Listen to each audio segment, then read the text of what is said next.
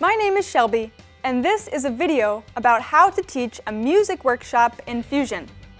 Thanks for watching, and I hope it's helpful for you and your future students. First, I'm going to talk about some general things. What is a Fusion workshop? Who takes a Fusion workshop? What are your goals when teaching a Fusion workshop? Next, we'll focus specifically on your instrument and how to teach it. And finally, we'll talk about some general tips for workshop success. What is a Fusion workshop? A Fusion workshop is a fun setting in which Fusion students can learn musical skills in order to better engage in dynamic community and develop a basis for continued musical, personal, and relational growth. That's kind of a long and complicated definition. In other words, Fusion workshops exist in order to teach music, but at the same time they prioritize community, relationships, and personal growth in a fun and positive learning environment. Who takes a Fusion workshop? Fusion students, of course. Usually teenagers between the ages of 13 and 19 who are a part of Fusion, whether at a summer Fusion camp or part of the year-round rock choir ministry of the local church. Many have never played an instrument. A few might have studied at music school, but most probably have very limited musical experience, yet are eager to learn. What are the goals of a Fusion workshop? The first and most obvious goal is teaching songs for a concert. There's always a Fusion concert coming up, and it gives the teenagers a tangible target to work towards, as well as an opportunity to showcase what they've learned. Another goal is giving the students a springboard for further learning. We want to teach material that will make it possible for students to continue to learn, even if it's mostly on their own. We don't want to turn them into one-time Fusion guitar solo wonders, but instead give them practical skills they can continue to build on in the future. The final goal is developing relationships. Although workshops are rather task-oriented by nature, they can be a great way to build deeper relationships with the students and for them to deepen relationships amongst themselves too. So now that you know what a Fusion workshop is, who takes a Fusion workshop, and what the goals are, let's learn more about how to teach your specific instrument.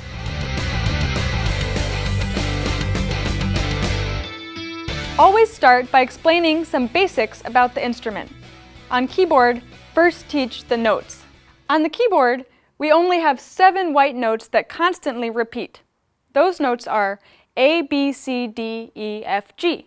Can you say that with me? A, B, C, D, E, F, and G. A, B, C, D, E, F, G. Great. A, B, C, D, E, F, G. Let's start by finding the note C. You'll notice that there are sets of 2 black keys on the keyboard. Below each set of 2 black keys is the white note C.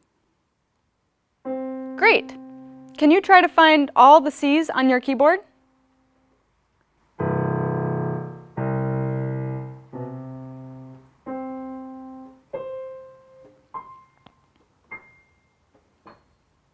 Good job!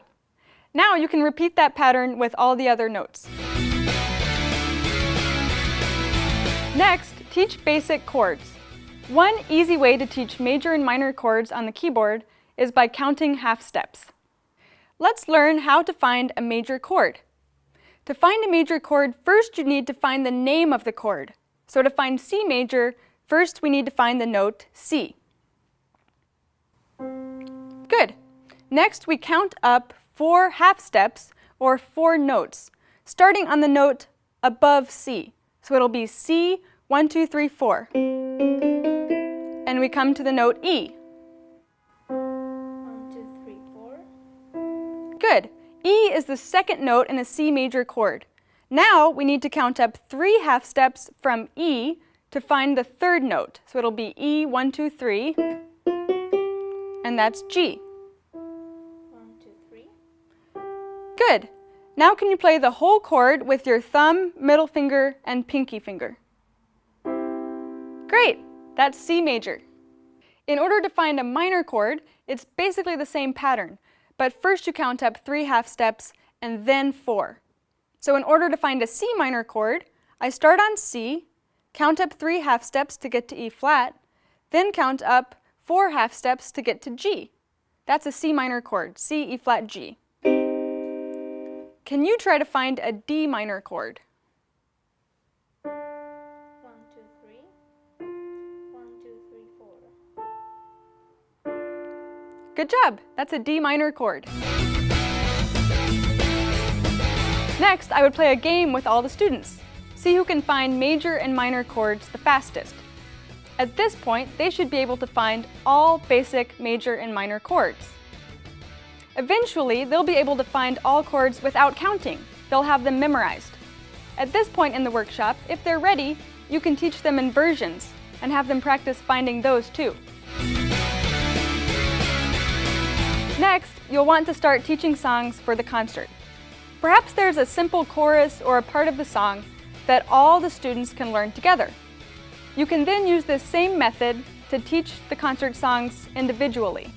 Let's learn the song Sweet Home Alabama.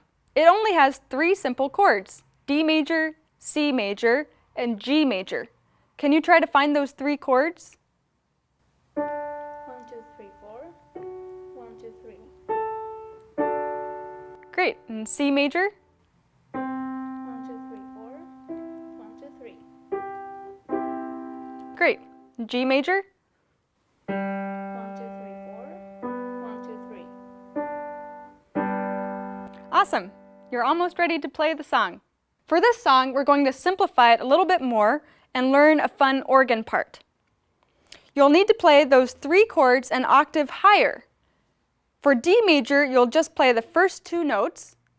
For C major, you'll also play the first 2 notes.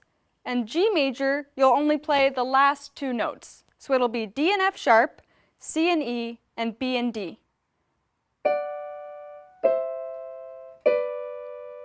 Can you try that?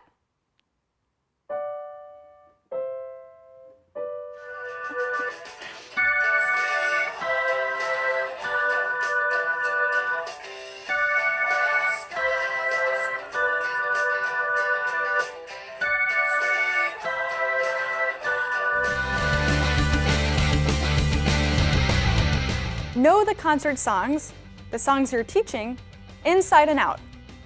The better you know a song, the easier you'll be able to teach it.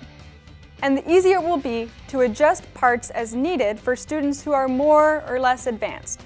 Make sure you're communicating well with the other workshop leaders and band leaders so that parts of songs are covered but not doubled up. Remember that perfection is not the goal. But at the same time, you want your students to feel successful, not like failures, because they can't get a hard part. You want to challenge them, but also set them up for success. Never force anyone to play in the concert, but encourage them until the bitter end.